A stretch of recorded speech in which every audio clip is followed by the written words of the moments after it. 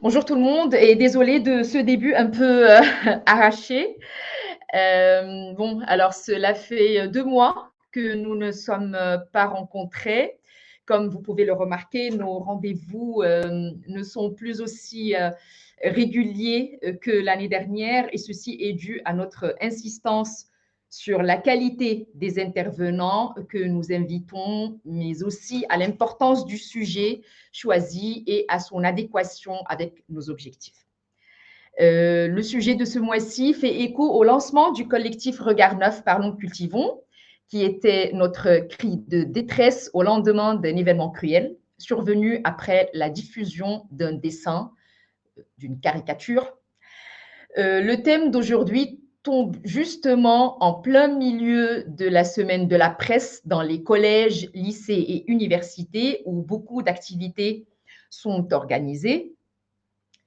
Quelle est l'histoire de la caricature, son rôle dans la presse ainsi que dans l'éducation, le rapport entre la culture et la caricature.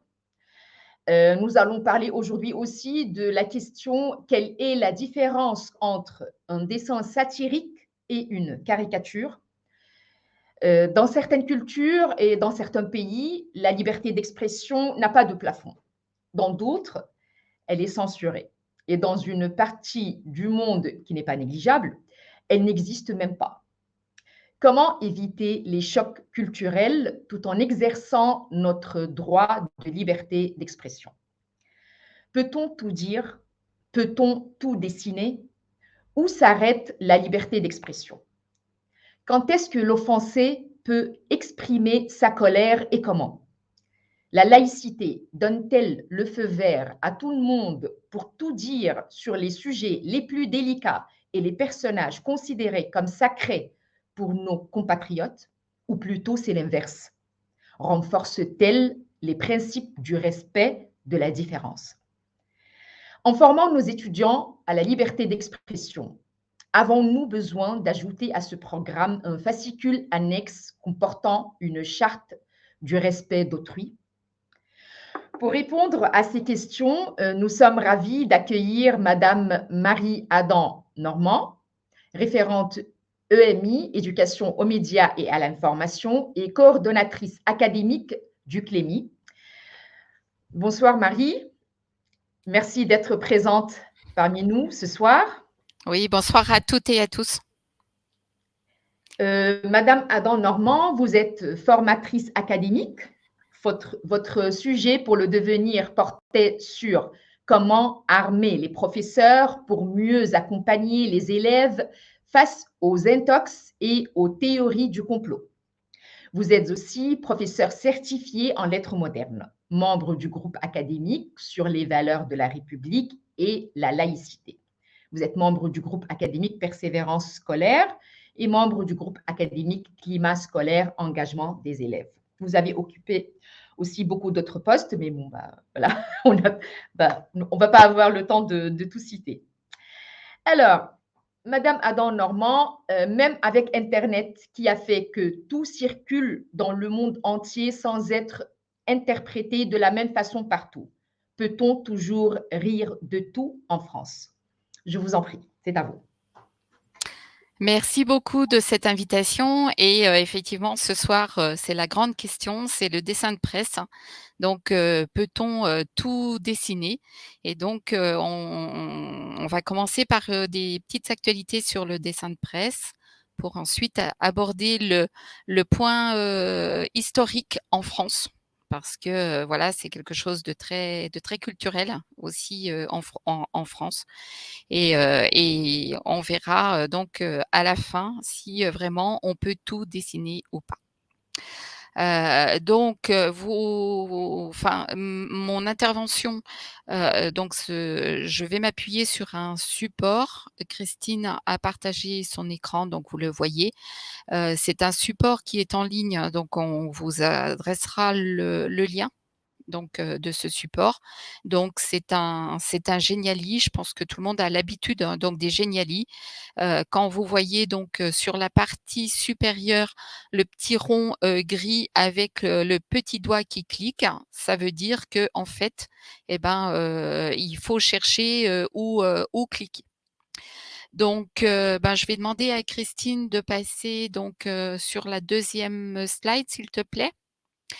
Bon alors, cette actualité du dessin de presse, donc, un dessin de presse qui pose, ben, beaucoup de soucis, qui soulève beaucoup de polémiques et notamment en France qui pourtant est le pays donc, de la liberté, d'expression. Donc il pose souci en fait dans sa lecture et dans sa lecture puisque, on manque de plus en plus d'outils pour, comprendre en fait ce dessin de presse et jusqu'à, ce que certains, médias choisissent donc, de retirer les dessins de presse parce que, justement, donc, au niveau donc de cette polémique, le dernier en date, ça a été le New York Times qui a devant la polémique, donc d'un dessin de presse, a décidé de ne plus, publier ou en tout cas jusqu'à nouvel ordre.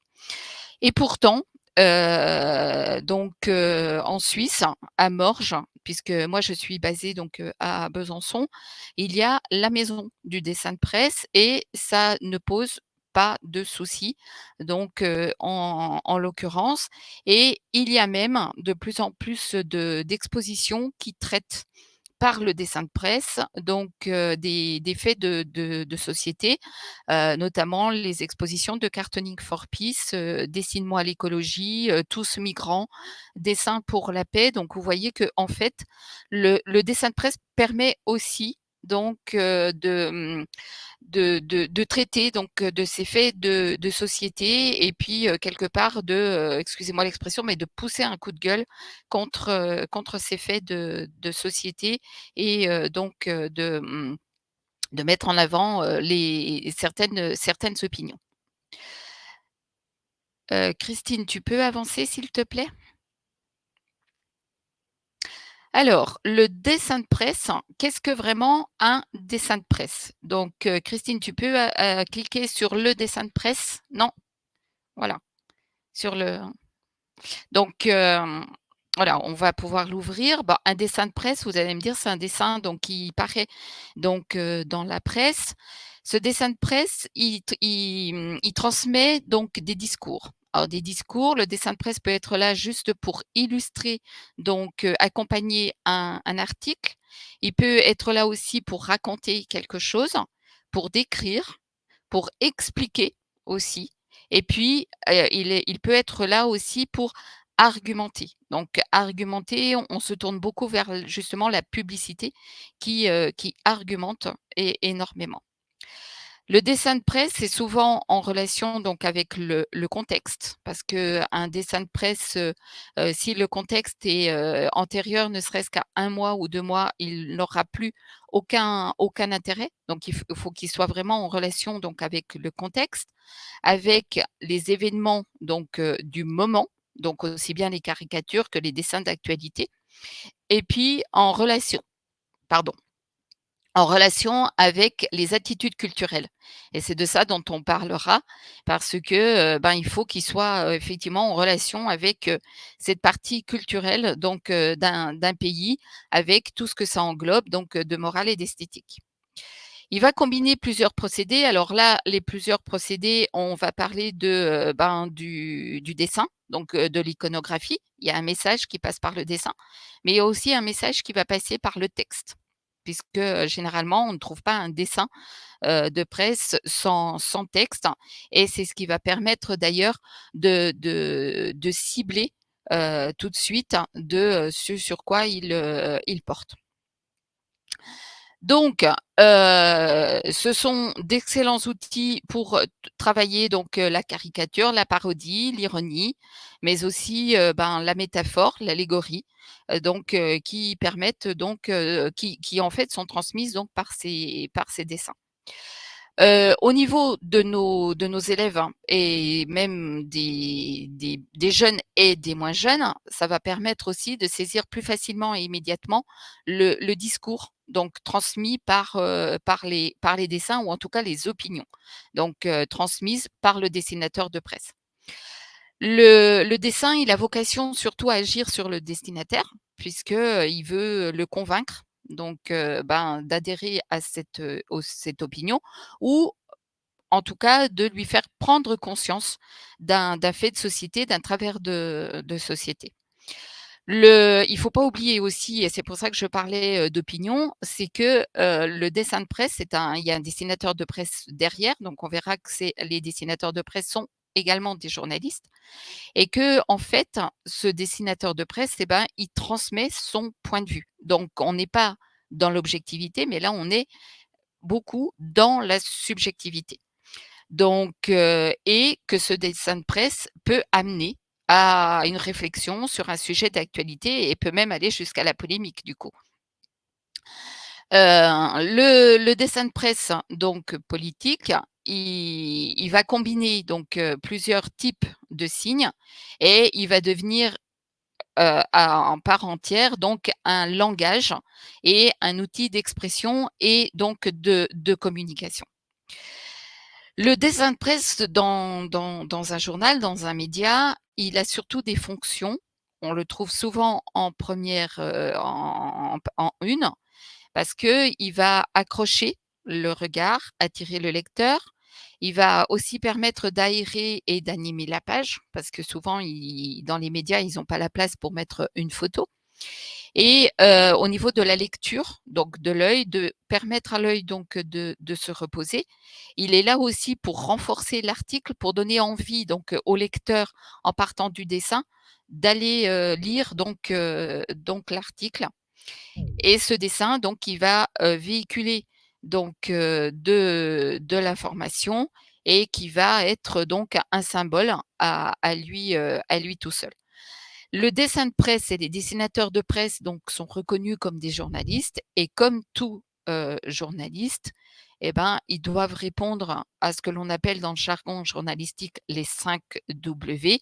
Donc on doit savoir qui et sur quel sujet il porte, où, quand et comment et pourquoi. Donc si c'est par exemple quelque chose qui se passe en France, il faut qu'on trouve quelque chose qui relie donc ce dessin à la France. Ça peut être un drapeau, ça peut être Marianne, mais il faut, qu'on voilà, qu'on sache, tout de suite en regardant le dessin, donc quel pays est abordé. Le texte iconographique, donc je disais tout à l'heure au niveau de combiner plusieurs procédés, donc il y a effectivement, l'image, hein, le dessin. Il y a aussi donc le texte et c'est ce texte en fait qui va permettre de réduire donc cette, polysémie puisque le texte qui l'accompagne va donner une information supplémentaire pour justement, aborder, beaucoup mieux l'interprétation en fait de ce dessin de presse. Voilà, tu peux fermer. On va passer donc, alors ce dessin de presse, on s'est rendu compte par la force des choses qu'il il faut que l'on ait en tête qu'on a un vocabulaire adéquat en tout cas que quand on parle de dessin de presse, ne pas, parler de caricature à tout va. Donc il y a bien un vocabulaire qui va cibler en fait ces dessins de presse et qui va les regrouper, les catégoriser. Donc ces dessins de presse. Je pense que tu peux passer donc à la slide suivante. Donc voilà, choisir le nom donc qui convient. Donc, tu peux cliquer donc sur choisir le nom qui convient et voilà, donc ce que je vais dire, je vous l'ai rédigé puisque vous allez avoir donc le lien. Donc quand on parle de caricature, une caricature, c'est un dessin qui va mettre en avant un aspect donc de la personne. Donc en fait, quelque chose que l'on veut, donc ça peut être un défaut, mais ça peut être, une mèche, donc sur un front. Donc en fait, la caricature, c'est ça, c'est mettre en avant un, un comment? Un aspect donc physique de la personne, donc en l'exagérant et la caricature, elle est là pour faire rire ou pour se moquer. Donc en fait, de cette personne. Heu, En revanche, elle doit permettre une identification immédiate du personnage. Donc on doit savoir tout de suite que c'est la caricature de tel, par exemple, du président de la République ou, si on prend Daumier, donc la poire avec, qui représentait, donc le roi à l'époque. Donc il doit être tout de suite donc identifié immédiatement. Il y a aussi, dans le dessin de presse, le stéréotype. Donc, on part des opinions, toutes faites, donc le cliché. Donc, là, l'exemple, Plantu qui va dessiner donc un homme en costume, ventru, fumant le cigare pour représenter un patron ou les patrons en général. Le dessin de presse, ça peut être aussi de la provocation.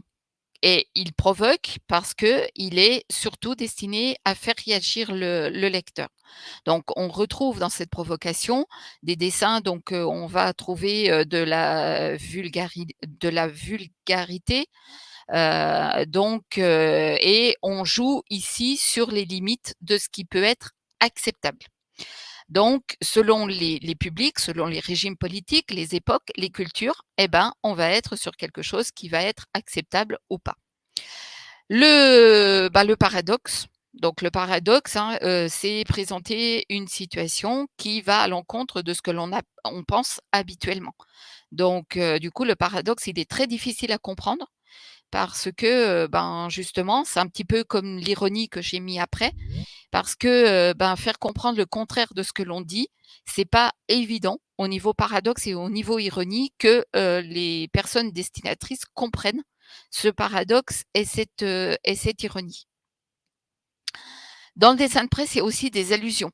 Donc la manière d'évoquer une personne ou une chose, ben, en fait, c'est, l'allusion à des événements, à des représentations supposées et ces allusions, ben, en fait, on part du principe où le lecteur, celui qui va, lire, regarder ce dessin de presse et ben, les allusions que l'on fait doivent être compréhensibles par lui et ça non plus, c'est pas évident et ça va rendre difficile la compréhension du dessin de presse. Pour réduire cette allusion et cette, incompréhension et ben, du coup, désigner un homme politique par son seul prénom permet, ne serait-ce qu'au lecteur, de suivre l'actualité et de pouvoir l'identifier. Sauf que si c'est quelqu'un qui vient d'un pays étranger, ça va pas être évident, pour lui et on verra que le web, ben, justement et c'est là toute la polémique du dessin de presse donc en France, c'est que, ben, le web, véhicule ces dessins de presse et que, ben, du coup, ces dessins de presse sortent de nos frontières et ils ne sont pas, compréhensibles par tout le monde. On a évidemment des jeux de mots, donc pareil, qui sont pas, qui ne sont pas, compréhensibles par toutes et par tous et surtout, des fois, même si on veut traduire, c'est difficile de traduire des jeux de mots. Le dessin de presse, on a souvent aussi de l'anachronisme et si un anachronisme, c'est bien, fait exprès. Donc, justement, c'est représenter un homme politique actuel en empereur romain qui permet de critiquer son autoritarisme. L'absurde, on retrouve de l'absurde dans certains dessins de presse, donc l'absurde qui permet donc d'aller jusqu'au non-sens pour montrer que, bah, en fait, oui, on est bien dans cet absurde. Il y en a de moins en moins, mais on a quelques dessinateurs de presse qui l'utilisent, parfois et dans le dessin de presse et ben, il y a aussi l'humour noir. Et l'humour noir qui porte sur des sujets, graves comme la mort et en fait, cet humour noir qui est dérangeant et qui n'est pas, compréhensible. Donc l'humour noir, c'est par exemple prendre la une, du journal quand le général de Gaulle est mort et que, il disait, «Bal à Colombey les 2 églises, un mort». Bal tragique à Colombey, un mort, parce que justement, il faisait référence à un bal qui avait eu lieu, là, une semaine avant, il me semble.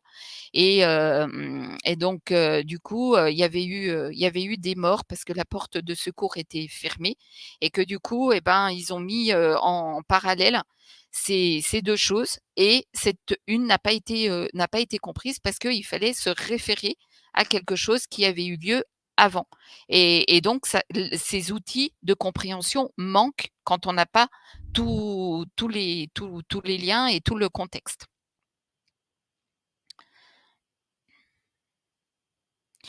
Alors, l'histoire du dessin de presse en France, c'est quand même quelque chose de très particulier, hein, de très culturel.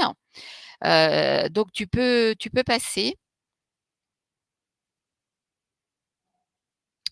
Donc le petit point historique donc du dessin de presse, c'est que en fait, l'expression vraiment dessin de presse va apparaître, semble-t-il, pour la première fois en 1979. Et c'est le titre, d'un colloque qui a été organisé donc à Grenoble, hein, sur Daumier, et on va l'employer couramment à partir des années 1990, donc de dessin de presse. Jusqu'alors, on utilisait souvent les termes de caricature, de dessin d'humour, de dessin satirique ou de dessin politique. En général, hein, on entend, par dessin de presse, le dessin qui va viser le commentaire de l'actualité de manière à susciter une réaction chez les lecteurs. Cette forme d'illustration humoristique, elle a succédé au XXe siècle à la caricature, qui a connu donc son apogée au cours de la première moitié du XXe siècle. Donc en fait, la caricature est bien plus ancienne en fait que le dessin de presse. La presse a très tôt fait appel, hein, aux artistes, puisque en fait, les premiers dessins que l'on va connaître, ils vont d'abord être la presse va utiliser la gravure donc sur bois. Ce procédé est onéreux et c'est une méthode qui est lente. Il va être remplacé donc à partir de 1802 par la lithographie, et il est alors possible donc de reproduire une illustration à partir d'un dessin donc au crayon gras sur une pierre calcaire. Les délais sont raccourcis et on va réagir donc plus vite à l'événement qu'à partir de la gravure sur bois. Dans les années 20, les dessins vont être gravés sur une plaque de zinc. Donc la presse de grande distribution va illustrer ces titres grâce aux dessins. Jusque dans les années, 50, il y aura beaucoup plus de dessinateurs que de photographes. Ce qui va réduire le nombre de dessinateurs de presse, de dessinateurs, parce qu'à l'époque, on ne les appelait pas encore les dessinateurs de presse, c'est l'arrivée de la télévision et le développement donc de la photographie. Le web, donc, va permettre aux dessinateurs de presse, donc actuellement, de faire connaître davantage leur travail. Il y a une évolution donc de ce métier, puisqu'ils vont passer d'artistes à journalistes, et ils vont devenir journalistes à partir depuis 1945, et en France, ils possèdent une carte de presse individuelle comme tout journaliste. On connaît beaucoup donc les dessins de presse à caricature à partir donc, de Daumier. Donc il y a une exposition à la Bibliothèque nationale de France, et vous pouvez retrouver sur le site de la BNF donc, tout le parcours donc, de Daumier. Daumier qui a été un peintre de talent reconnu, et pourtant on va le connaître davantage pour ses caricatures et ses fameuses poires donc, qui représentent donc, le roi. Le dessin de presse donc, le début, en tout cas la naissance du dessin de presse passe par la caricature, par les journaux satiriques, puisque au départ, le dessin va être un vecteur d'information accessible à tous, surtout pour tous ceux qui ne savaient pas lire à l'époque. Au moment de la Révolution française, la caricature va se développer et va venir illustrer donc les journaux satiriques, comme le fameux journal satirique La Caricature, où d'ailleurs va publier donc Daumier. Daumier va publier donc ses caricatures sur ce journal. Le dessin de presse, déjà à l'époque, commence à agacer le pouvoir en place. Donc là, la censure sur les caricatures va être rétablie en 1835 et pourtant, entre 1870 et 1940, elle va connaître son apogée. En fait, la caricature va devenir un moyen de communiquer ses opinions politiques et la caricature va donc venir illustrer la presse d'opinion et on peut avoir en mémoire toutes les caricatures qui ont illustré l'affaire Dreyfus, donc à l'époque. Donc là, le Canard enchaîné donc va apparaître après la Première Guerre mondiale et ce sera une réaction au militarisme et au nationalisme que l'on va retrouver dans les caricatures de l'époque. Ces illustrations donc humoristiques, violentes, provocatrices, vont avoir tendance à disparaître de la presse française à la fin des années 1960. Donc c'est là qu'on va connaître vraiment ce qu'on va appeler les dessins de presse et des grands titres comme Libération, Le Figaro, Le Nouvel Observateur, donc vont aussi avoir recours à ces dessins de presse.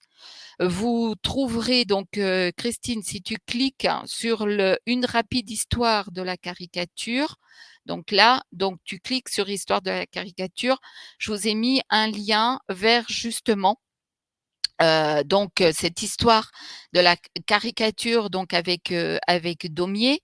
Donc voilà, tu peux descendre. Donc on a justement donc voilà les caricatures, donc caricatures politiques, hein.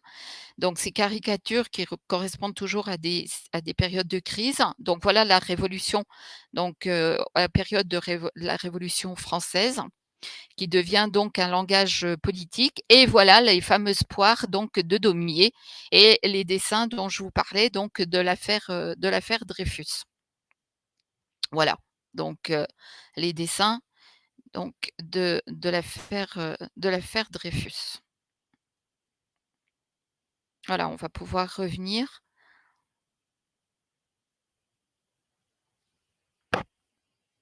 Et tu peux cliquer sur chronologie du dessin satirique, donc dans la presse.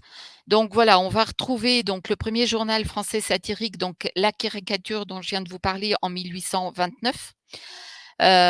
Donc avec le premier journal aussi en anglais. En 1881, donc la France va se doter d'une législation encadrant donc la liberté d'expression, donc pour ne pas qu'il y ait justement de débordement. Il y a la création de l'assiette au beurre, donc en 1901. 1915, donc la création du Canard enchaîné dont je viens de vous parler. En 1925, donc le New Yorker, donc le journal humoristique, avec en 1960 la création de Harakiri, donc qui devient un hebdomadaire en 1969. Donc de 67 à 99, on a Jacques Faisan qui publie à la une du Figaro quotidiennement, donc dessinateur de presse. Donc Harakiri qui va être interdit donc en novembre 1970. Puisque là, ils ont dépassé certaines limites et qui va apparaître sous le nom de Charlie Hebdo. 1985, donc là, on a Plantu, donc avec ses dessins qui vont devenir quotidiens en une du Monde. Et donc, c'est son directeur de l'époque, André Fontaine, qui va donc donner toute sa place au dessin de presse.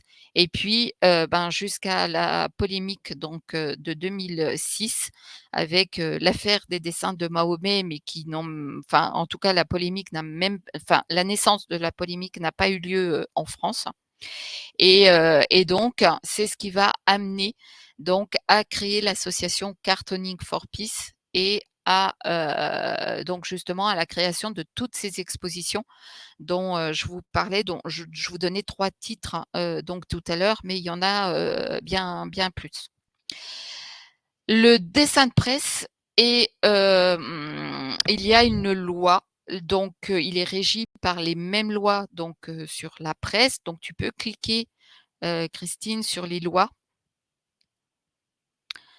Et donc, il y a notamment donc la fameuse loi du 29 juillet 1800 pardon, 81, puisque c'est cette loi qui va libérer la presse, donc le délit d'opinion.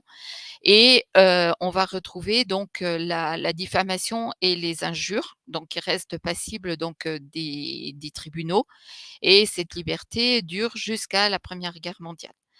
Au niveau de la législation actuelle, elle est toujours basée sur cette loi de 1881, donc cette loi qui régit donc ben, tous travaux donc de presse, donc de liberté donc de la presse.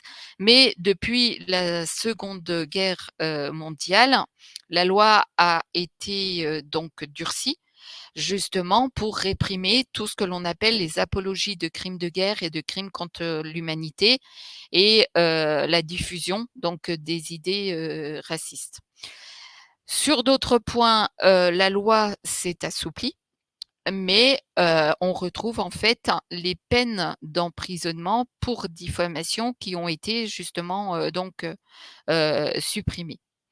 La liberté de la presse, ben, elle est également limitée par les lois protégeant la vie privée ou la présomption d'innocence. Donc si quelqu'un est il y a une présomption d'innocence, que voilà, que ça soit dans les articles ou dans le dessin de presse, de toute façon, c'est limité donc par la loi. Je vous ai mis éventuellement un lien vers un article donc qui reprend vraiment, ce que moi j'ai mis en succinct, donc de manière succincte, donc pour ce soir.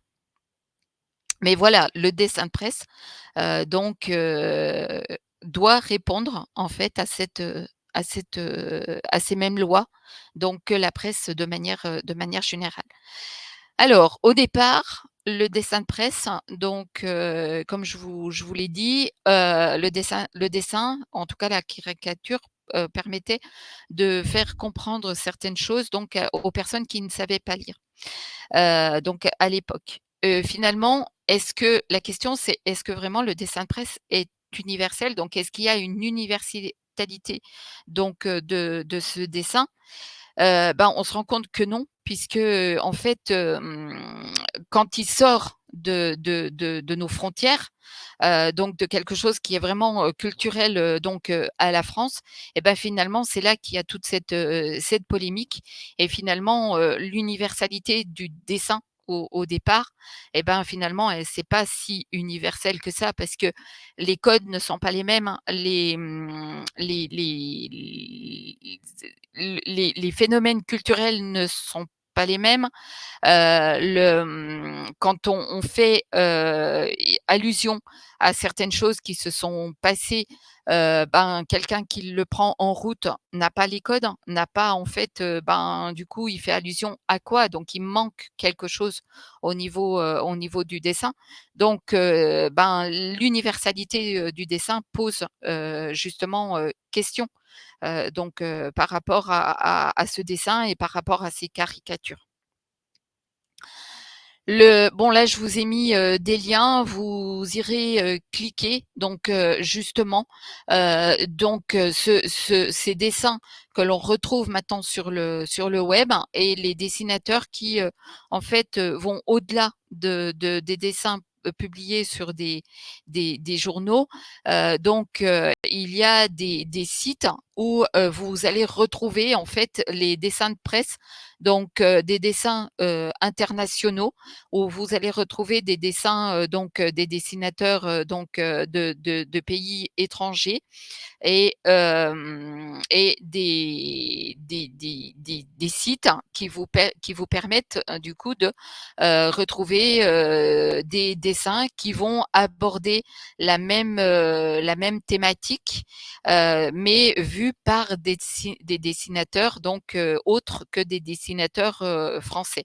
Donc vous avez des vidéos, des outils et donc une cytographie pour justement aller retrouver, ou en tout cas, si ça vous intéresse, d'aller retrouver d'autres dessins que des dessins donc de nos dessinateurs français.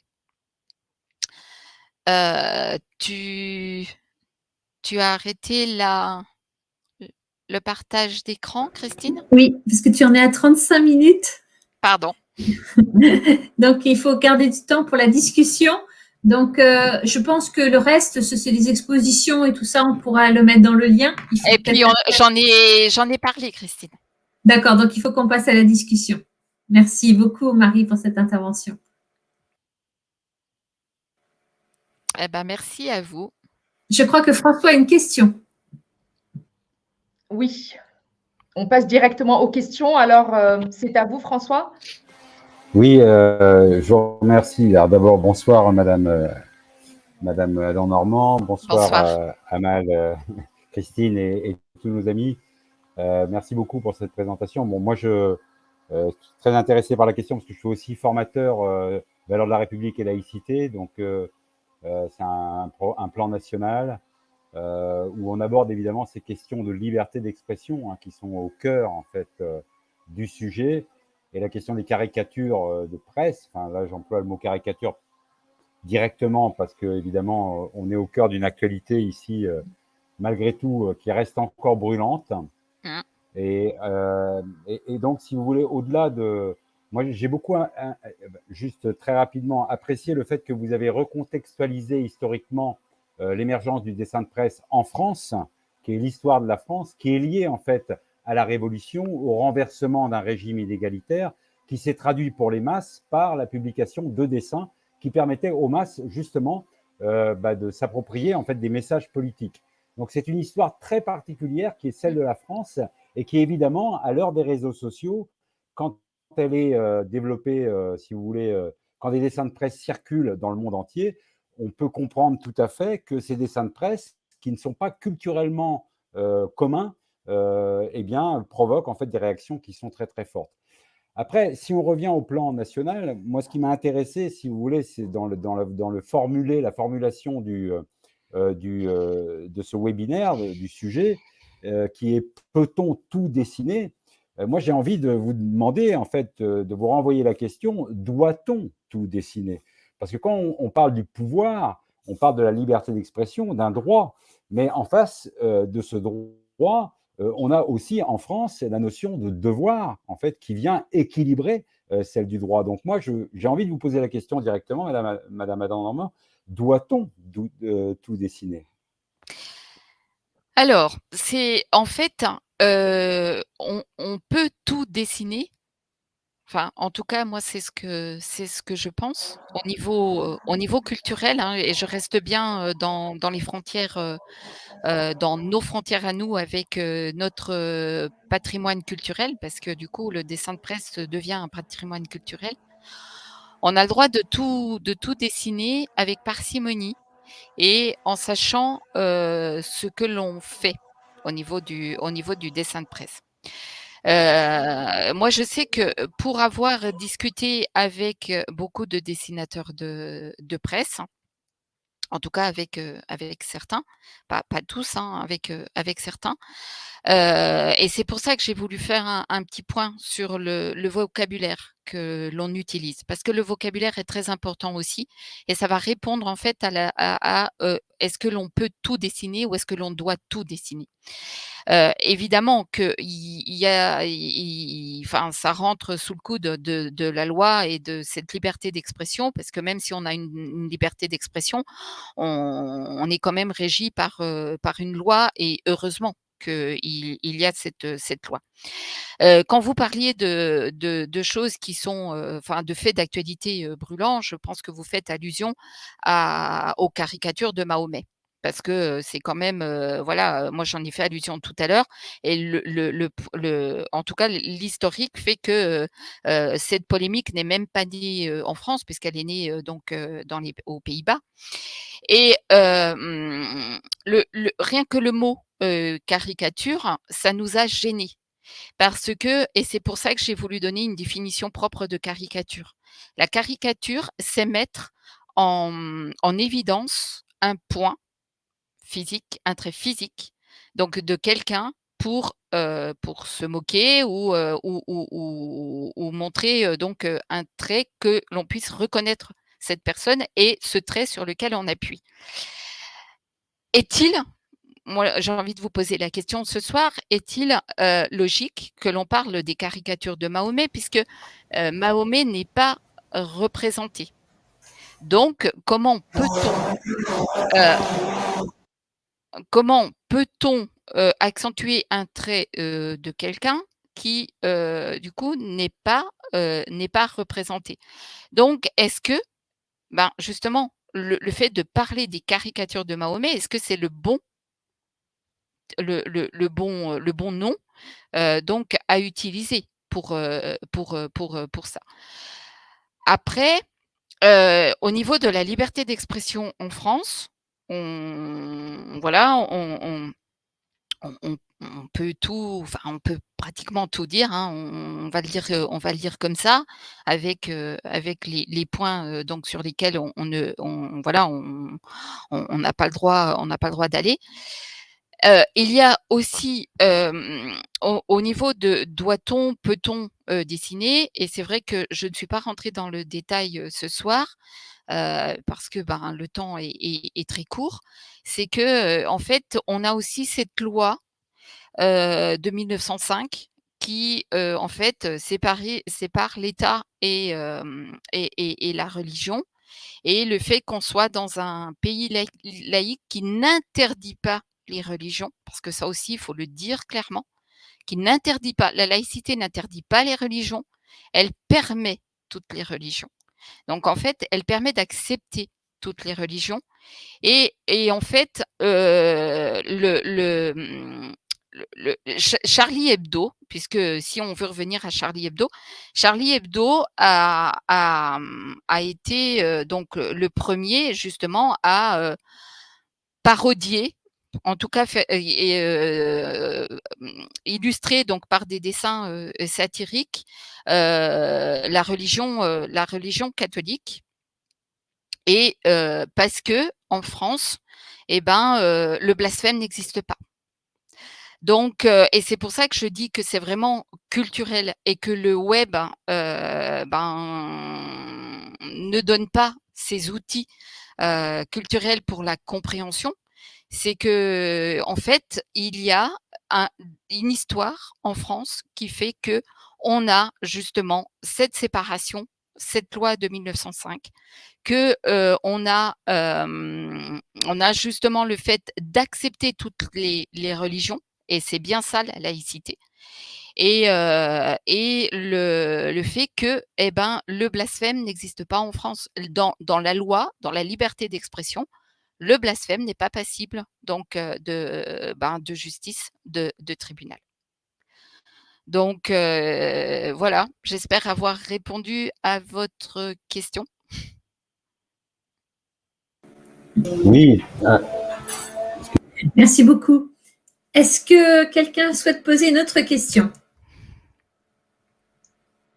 Ou faire une remarque, hein? Ce n'est pas forcément une question, c'est une discussion.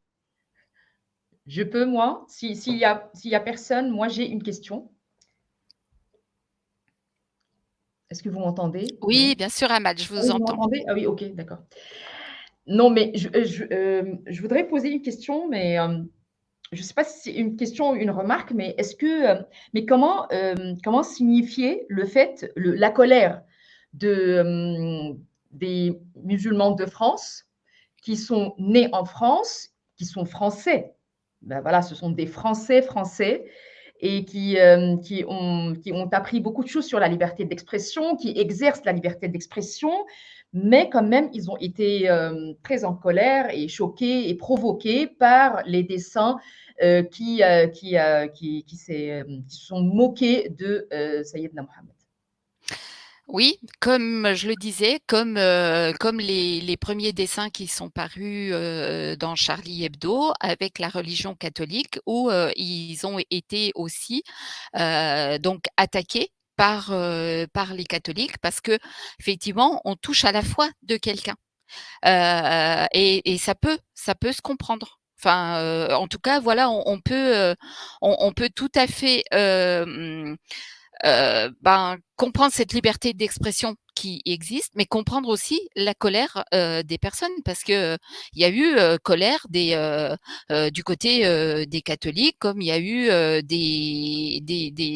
une colère avec, un film. Alors, j'arrive plus à retrouver le nom, justement, qui parlait, de Jésus, où il y a eu, des cinémas qui ont été, incendiés aussi. Donc, effectivement, cette colère, je ne dis pas qu'il faut pas l'entendre, il faut l'entendre parce qu'on touche justement, à la foi, à la religion et en fait, cette religion qui, culturellement en France, en fait, n'est pas, à mettre au niveau 1 et parce que en fait, pays laïque, accepter toutes les religions et permettre en fait cette liberté d'expression, qui fait que, on il y a des choses que l'on peut faire et qui ne sont pas passibles donc, de cette loi. Mais cette colère, on doit l'entendre,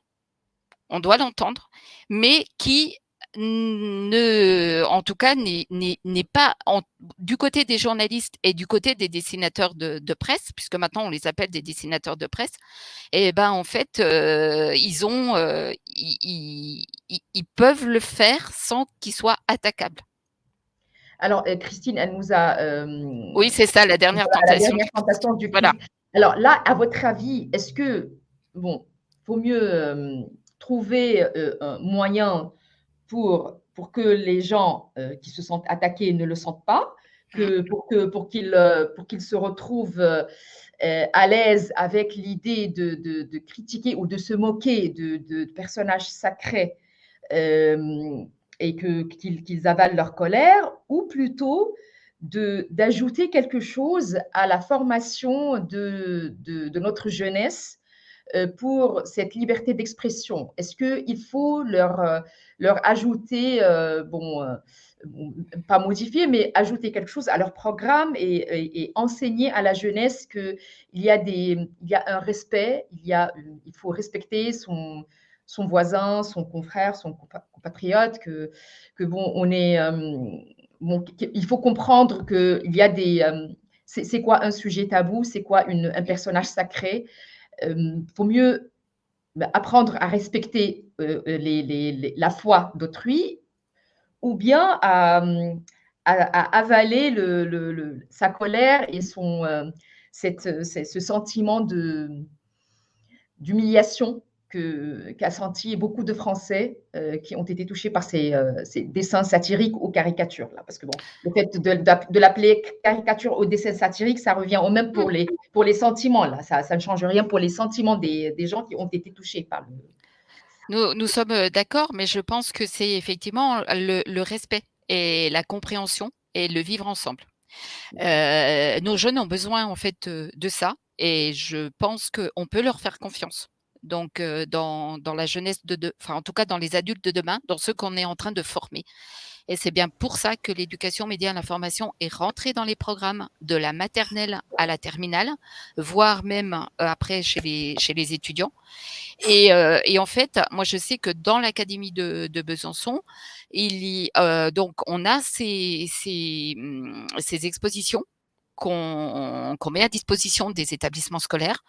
On a un dispositif qui s'appelle résidence de journalistes, donc en partenariat avec le ministère de la Culture et qui subventionne donc les interventions des journalistes et beaucoup d'établissements demandent l'intervention de dessinateurs de presse, donc accompagnés par un journaliste ou pas.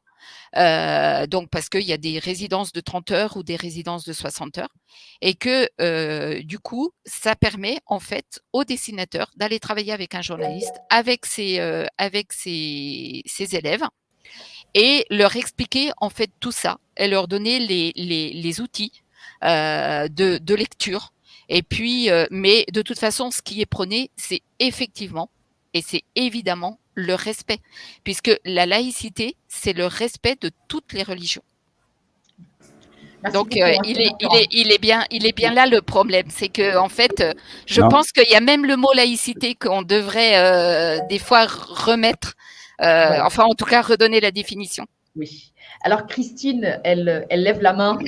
J'avais juste une question à propos des dessinateurs qui vont en classe. Donc, ils expliquent le dessin, mais est-ce qu'ils apprennent aussi aux enfants à dessiner? Oui. C'est-à-dire de se mettre de l'autre côté. Ah, d'accord. Très bien. Et ils l'apprennent aussi et ils commencent par leur dire que, en fait, ce n'est pas la peine d'être un bon dessinateur parce que, en fait, il faut juste trouver, par exemple, ils leur montrent les poires de Daumier ou voilà, ou des petits bonhommes juste avec des petites pattes, etc.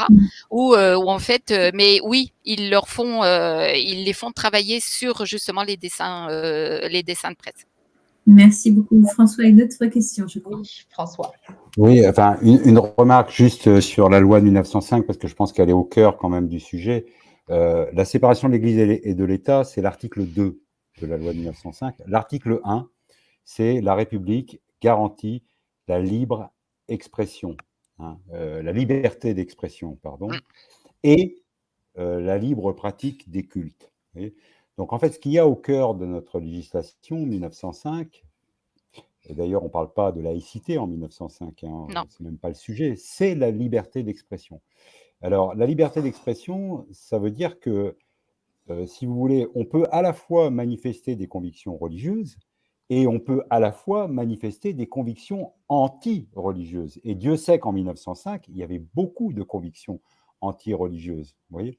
Donc, on ne peut pas, je dirais, avoir le beurre et l'argent du beurre. La liberté, si on l'accorde, elle doit être des deux côtés. Et c'est pour ça que, d'une certaine manière, si vous voulez, la notion de tabou, mot que vous avez employé à mal, si vous voulez, ne peut pas résister à cette notion de liberté. Parce que la liberté, elle ne connaît pas de tabou. Mais par contre, et là au niveau éducatif, et je vous rejoins totalement, il y a la notion de civilité, de respect de la personne avec laquelle on vit, de nos compatriotes, de nos voisins. Et ça, c'est une notion, si vous voulez, qui passe effectivement par l'éducation. Vous voyez, donc on a bien, je pense, un plan politique et un plan éducatif. Et on ne peut pas les mettre au même niveau, parce que si on essaie de les mettre au même niveau, on va tomber dans de l'interdiction pure et simple, si vous voulez, dans une sorte de bâillonnement. On va se bâillonner nous-mêmes. On ne peut pas interdire la liberté d'expression, mais on peut éduquer au respect tout simplement de son, je dirais, dans un terme religieux, on parlait de prochain, mais dans un terme politique, on pourrait parler simplement de voisins ou de compatriotes. Alors, pour vous rejoindre, au niveau du Clémy, avec la Maison des journalistes à Paris, on a un dispositif qui s'appelle Renvoyé spécial. Et Renvoyé spécial, en fait, ce sont la Maison des journalistes à Paris qui en fait héberge des journalistes qui doivent quitter leur pays parce que justement ils sont pourchassés et donc ils ont peur pour leur vie et pour celle de leur famille. Et le dispositif renvoyé spécial, on demande en fait à ces journalistes hébergés donc à la Maison des journalistes d'intervenir auprès donc de lycéens. Donc ils sillonnent la France et ils interviennent auprès de lycéens. Ils concluent toujours de la même façon en disant à nos jeunes lycéens donc de continuer à se battre et de garder cette liberté d'expression qui leur a manqué dans leur pays respectif. Parce que sinon, ils ne seraient pas en France et ils n'auraient pas peur comme ils ont peur. Donc en fait, voilà ce qui revient tout le temps dans ce qu'ils disent, c'est cette liberté d'expression. Et pourtant, moi, je vous invite à aller consulter la carte de Reporters sans frontières qui publie tous les ans au moment donc de la semaine de la presse, où il y a des pays coloriés, donc il y a 5 couleurs. Donc au niveau de la liberté d'expression, bon, les pays en noir, généralement, nos élèves savent lesquels c'est. Les pays en rouge, ils savent quels c'est. Et les couleurs, si vous voulez, c'est blanc, jaune, orange, rouge et noir. Quand on leur demande de quelle couleur est la France, sans leur montrer la carte, bien évidemment, nos élèves disent blanc, bien évidemment, puisqu'on parle de liberté d'expression et tout. La France est blanche et pourtant la France est jaune. Et la France est à la 32e ou 35e place de la liberté d'expression. Et quand on demande aux journalistes, les journalistes en fait s'autocensurent. Et c'est quand on entend les journalistes des autres pays dire battez-vous, gardez cette liberté d'expression que vous avez en France, et quand on regarde la carte de Reporters sans frontières, du coup, on se dit il y a quelque chose qui ne va pas.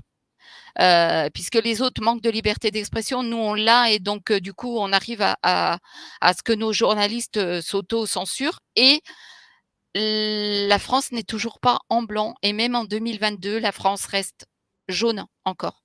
Et en Europe, on a très très très peu de pays blancs. Il y a les pays donc du Nord, et tout proche de chez nous, il y a le Portugal qui est blanc. Sinon, les autres sont tous jaunes. Je vous ai mis le lien dans le chat et on va passer à la dernière question de François. La dernière question pour ce webinaire, mais on pourra faire du off un petit peu après. Oui, non, mais excusez-moi, en fait, je voulais simplement lever le pouce et j'ai levé la main, donc j'avais pas d'intervention particulière. Je vous remercie en tous les cas d'avoir mentionné le fait que la France, il y a le phénomène d'autocensure, et là, l'autocensure, c'est quand même une question très importante parce que je pense qu'elle est à la croisée justement de la peur qu'on peut ressentir à prendre la parole, et en même temps de cette envie de respecter l'autre. Et là, le débat, enfin la limite est quand même assez floue, si vous voulez. Et je pense qu'il y a peut-être quelque chose à creuser de ce point de vue-là. Alors, Jean-Louis veut poser une question. Alors, finalement, ce sera celle-ci, la dernière question. Oui, c'est pas grave. Bon, on a commencé avec 3 minutes de retard, alors c'est juste une petite intervention à propos de cette autocensure. Je me sens depuis quelques mois maintenant orphelin après le départ de Plantu, comme je pense beaucoup d'entre vous. Plantu théorise son action de dessinateur de presse, bien évidemment, et lui aussi parle d'autocensure, sans employer réellement le mot.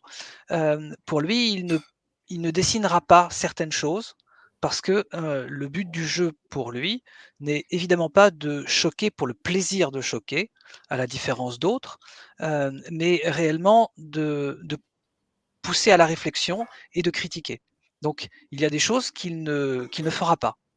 Il se fixe lui-même une limite, c'est une espèce d'autocensure. Dans les différentes interviews qu'il a pu donner par ailleurs, il est capable d'expliquer que lorsqu'il présentait maintenant certains de ses dessins avec les ouvriers du livre CGT croqués, eh bien, la rédaction du Monde écartait ses dessins.